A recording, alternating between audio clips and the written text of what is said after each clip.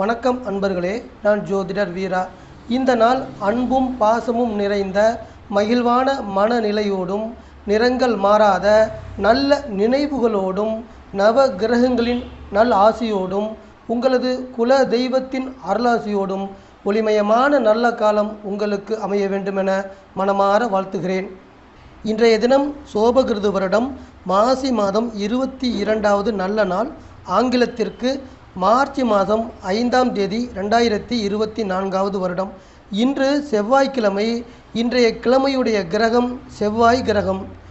இன்றைய தினத்தை அதிகாரம் செய்து ஆதிக்கம் செய்து வழிநடத்தக்கூடிய செவ்வாய் கிரகத்துடைய அதிதேவதையாக வணங்கி வரப்படக்கூடிய தெய்வமாக இருக்கக்கூடிய எம்பெருமான் முருகப் பெருமானை இன்றைய தினம் நாம் அனைவரும் வணங்கி வழிபாடு செய்வதென்பது நம் அனைவரும் நன்மையை நோக்கி செல்வதாக அமையும். இன்றைய தினம் வாஸ்து நாள் காலை மணி 10:32 முதல் 11:08 வரை இருப்பதாக குறிக்கப்பட்டிருக்கிறது. பொதுவாக வாஸ்து என்பது ஒரு தனி மனித சொத்தை குறிக்கக்கூடிய, ஒரு தனி மனிதன் குடும்பத்தோடு அந்த இடத்தில் வாழ்வதற்கு அதனுடைய நிலைகளை மாற்றி அமைக்கக்கூடிய அமைப்பாக இருக்கிறது. இதை பொதுவாக குறிக்கக்கூடிய நேரத்தில் நாம் செய்வதென்பது சிறப்பு இல்லை என்றே சொல்லலாம். ஏனென்றால் ஒவ்வொருடைய ஜாதகத்தில் அவருடைய லக்ன நிலையை பொறுத்து அவருக்கு கிடைக்கக்கூடிய நன்மை தீமைகள் வேறுபாடோடு இருக்கும். அதனால் ஒருவருடைய ஜாதகத்தை வைத்து அவருக்கு வாஸ்து பார்ப்பது என்பது மிகவும் சிறப்பான அமைப்பாக இருக்கும். இன்றைய தினத்துடைய நட்சத்திரம் மதியம் 3:59 வரை கேதுவுடைய மூல நட்சத்திரம். அன்பர்களே, மூல நட்சத்திரத்தில் ஒரு குழந்தை பிறக்கிறது என்றால் மூல நட்சத்திரம் என்பது கேதுவுடைய நட்சத்திரம். அதாவது ஒரு குழந்தை மூல நட்சத்திரத்தில் பிறக்கிறது என்றால் அது கேது திசையில் பிறக்கிறது என்று அர்த்தம். பொதுவாக கேது திசை என்பது 7 வருடங்கள் இருக்கும். ஒரு குழந்தை மூல நட்சத்திரத்தில் பிறக்கிறது என்றால் 7 வருடம் மட்டுமே அந்த குழந்தை மூல நட்சத்திரத்தில் இருக்கும். அதற்கு அடுத்து பூராட நட்சத்திரம், அதாவது சுக்கிர திசைக்கு சந்திரன் மாற்றமடைந்து விடுவார். இதுதான் உண்மையான நிலவரம். இன்றைய தினம் மதியம் 3:59 வரை மூல நட்சத்திரமும் அதற்கு அடுத்து சுக்கிரனுடைய பூராட நட்சத்திரம் என்று நாம் அழைக்கிறோம். அதுபோலதான் 7 வருடங்கள் மூல நட்சத்திரத்தில் இருந்த சந்திரன் 8வது வருடம் சுக்கிரனுடைய பூராட நட்சத்திரத்திற்கு நட்சத்திரம் மாற்றமடைந்து ஒவ்வொரு மனிதனையும் தசாபுத்தி வகையில் இயக்குகிறார். அதனால் நட்சத்திரம் என்பது நிலையானதாக இருக்கக்கூடியது அல்ல.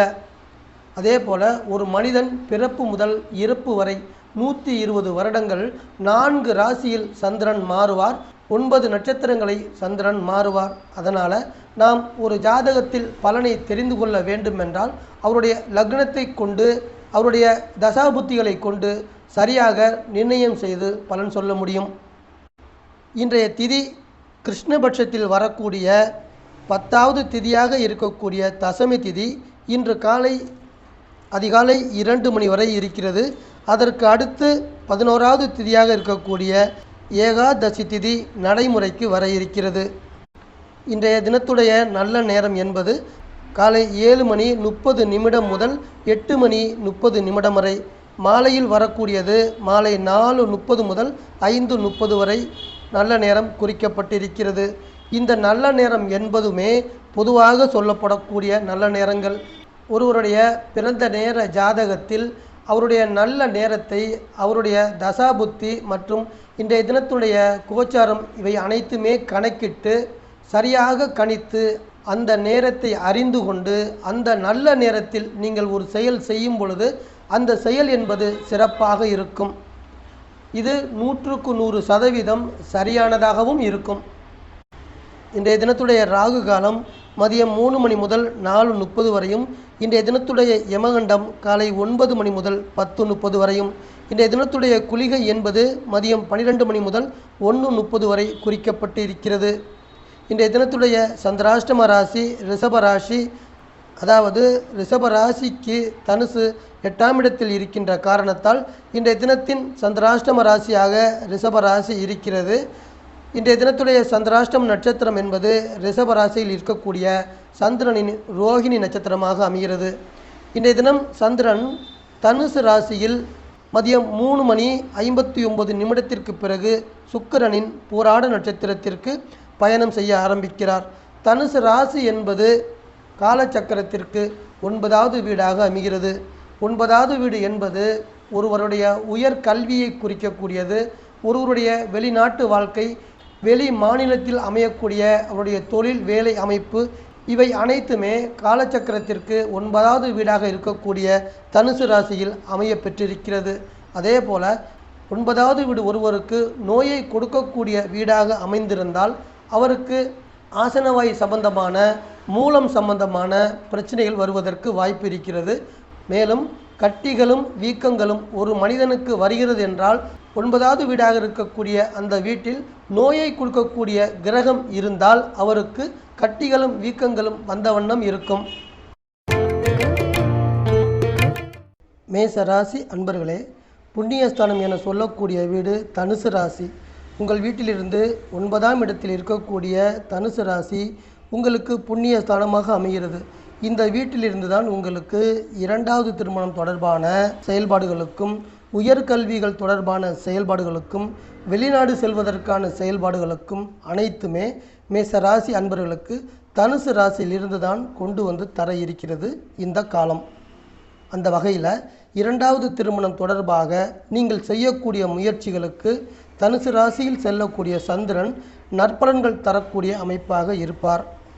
உயர்கல்வி பயின்று வரக்கூடிய, கல்லூரியில் பயின்று வரக்கூடிய மாணவ மாணவியர்களுக்கு நீங்கள் அரசு வழியில் எதிர்பார்த்து கொண்டிருக்கக்கூடிய உதவிகள் கிடைக்கக்கூடிய அமைப்பாக இருக்கிறது. அதனால் நீங்கள் அரசு உதவிகள் தொடர்பாக அதற்கான முயற்சிகள் செய்யக்கூடிய அமைப்பாகவும் இன்றைய தினம் இருக்கும். அன்பர்களே, உங்கள் வீட்டின் அதிபதி செவ்வாய் 10ஆம் இடமாகிய தொழில் ஸ்தானத்தில் அமர்ந்திருக்கிறார். அதாவது நீங்கள் இன்றைய தினம் செய்யக்கூடிய எல்லா செயல்களிலும், நீங்கள் செய்யக்கூடிய அனைத்து முயற்சிகளிலும் வெற்றி கிடைக்கக்கூடிய நல்ல நாளாகவும் இந்த நாள் இருக்கும். ரிஷப ராசி அன்பர்களே, ஆகில் ஸ்தானம் என சொல்லக்கூடிய வீடு தனுசு ராசி. தனுசு ராசியில் பூராடம் நட்சத்திரத்தில் சந்திரன் சென்று கொண்டிருக்கிறார். அன்பர்களே, இங்கு நான் சொல்லக்கூடிய அனைத்து பலன்களுமே சந்திரன் மற்றும் மற்ற கிரகங்கள் அனைத்துமே கோச்சார ரீதியாக சொல்லும் பொழுது கிடைக்கக்கூடிய பொதுவான பலன்கள். இந்த பொதுவான பலன்களை உங்களுடைய தனிப்பட்ட ராசிக்கான பலன்கள் என்றோ, உங்களது தனி மனித ஜாதகத்திற்கான பலன்கள் என்றோ நீங்கள் நினைத்து கொள்ள வேண்டாம். அன்பர்களே, 8வது வீடு என்பது எதிர்பாராத வகையில் நன்மைகளையோ அல்லது தீமைகளையோ கொடுக்கக்கூடிய அமைப்பாக இருக்கும். நம்முடன் இருக்கக்கூடிய அன்பர்களே, நமக்கு நன்மை செய்து கொண்டு இருக்கக்கூடிய அன்பர்களே, நமக்கு மன கஷ்டத்தை தரும் வகையில், மன வேதனைகளை தரும் வகையில் 8வது வீடு வேலை செய்யும் என்பது பொதுவான கருத்தாக இருக்கிறது. இன்றைய தினம் நீங்கள் செய்து வரக்கூடிய வேலைகளில், பணிகளில் கவனமோடு நீங்கள் செயல்படும் பொழுது நீங்கள் செய்யக்கூடிய வேலையில், பணியில் சிறிய இடையூறுகள் கூட வராமல் தவிர்த்து நல்ல பெயர் எடுத்து விடலாம். உங்கள் வீட்டு அதிபதி சுக்கிரன், அதாவது ரிஷபராசியினுடைய அதிபதியாகவும் துலாம் ராசியோட அதிபதியாகவும் இருக்கக்கூடிய சுக்கிரன் 9ஆம் வீடாக இருக்கக்கூடிய மகர ராசியில் அமர்ந்து இருக்கின்ற காரணத்தால் இந்த நாளை நீங்கள் கவனமோடு செல்வதற்கு அனைத்து வகையான ஏற்பாடுகளையும் உதவிகளையும் உங்கள் வீட்டு அதிபதி அமைத்து தருவார். மிதுனம் ராசி அன்பர்களே, தனுசு ராசி என்பது உங்கள் வீட்டிலிருந்து 7ஆம் இடத்தில் இருக்கக்கூடிய கலஸ்திரஸ்தானமாக அமைந்திருக்கிறது. கலஸ்திரஸ்தானம் என்பது குடும்பத்தில் கணவனையோ அல்லது மனைவியையோ குறிக்கக்கூடியது. அதன் வழியில் மிதுன ராசியை சேர்ந்த அன்பர்களின் மனைவி வழியில் பொருளாதார மேன்மைகள் வந்து அடையக்கூடிய லாபகரமான நாளாக இன்றைய தினத்தை எதிர்பார்க்கலாம். அன்பர்களே, உங்கள் வீட்டின் அதிபதியாக இருக்கக்கூடிய புதன் 9ஆம் இடமாக இருக்கக்கூடிய கும்ப ராசியில் அமர்ந்து உங்களுக்கு பலன் கொடுக்க இருக்கிறார். அதாவது இன்றைய தினம் நீங்கள் மேற்கொள்ளக்கூடிய திருமணம் தொடர்பான பயணங்களுக்கு அனுகூலமான நற்பலன்கள் கொண்டு வந்து தர இருக்கிறார். 9வது வீடு என்பது பயணங்களை குறிக்கக்கூடியது. சுபஸ்தானமாக இருக்கக்கூடிய கும்ப ராசியில் இருக்கக்கூடிய புதன் உங்களுக்கு மேற் சொன்ன மாதிரியான நற்பலன்களை கொண்டு வந்து தருவார். கடகராசி அன்பர்களே, வெற்றி ஸ்தானமாக இருக்கக்கூடியது தனுசு ராசி. தனுசு ராசியில் இருந்துதான் கடக ராசியை சேர்ந்த அன்பர்களுக்கு வெற்றிகள் அனைத்தும் வந்து சேரும். இன்றைய தினத்தை பொருளாதார ரீதியாக பார்க்கும் பொழுது உங்களுக்கு இது நாள் வரை இருந்து வந்த பொருளாதார ரீதியான ஏற்ற இறக்கமான நிலை சமநிலையாக மாற்றமடைந்து பணவரவுகள் சீராக இருக்கக்கூடிய அமைப்பாகவும் உள்ளது. சீராக இருக்கக்கூடிய பண வரவுகளை கொண்டு உங்களது குடும்ப தேவைகள் அனைத்தையும் பூர்த்தி செய்ய இருக்கிறீர்கள்.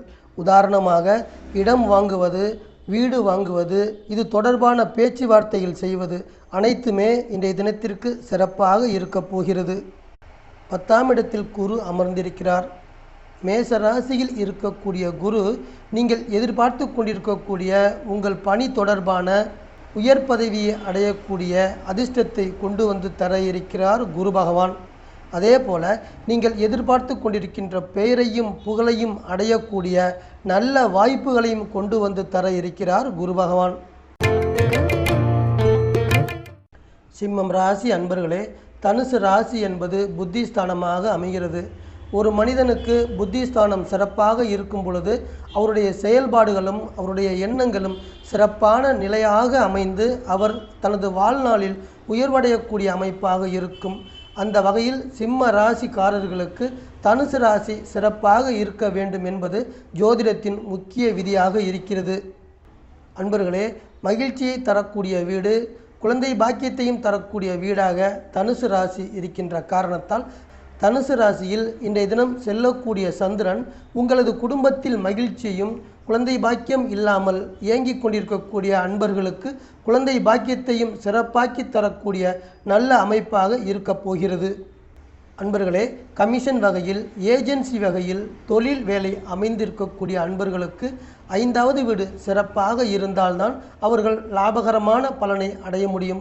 இன்றைய தினம் 5வது வீடு தனுசு ராசி நடைமுறையில் இருக்கின்ற இன்றைய தினம் என்பது சிம்ம ராசி அன்பர்களில் கமிஷன் மற்றும் ஏஜென்சி இது போன்ற துறை சார்ந்து இருக்கக்கூடிய பணி வேலை அமைந்து இருக்கக்கூடிய அன்பர்களுக்கு லாபகரமான பலனை அடையக்கூடிய அமைப்பாகவும் இருக்கிறது. கடன் பிரச்சனைகள் காரணமாக சிக்கி தவித்து கொண்டிருக்கக்கூடிய அன்பர்களுக்கு இன்றைய தினம் வரக்கூடிய பண வரவுகள், அந்த பண வரவுகளை கொண்டு உங்களுடைய கடன் பிரச்சனைகளை படிப்படியாக நீங்கள் குறைத்து கொள்ளக்கூடிய அமைப்பாகவும் இருக்கப் போகிறது. கன்னி ராசி அன்பர்களே, 4வது வீடாக இருக்கக்கூடிய தனுசு ராசி என்பது மாத்ருஸ்தானம் என அழைப்போம்.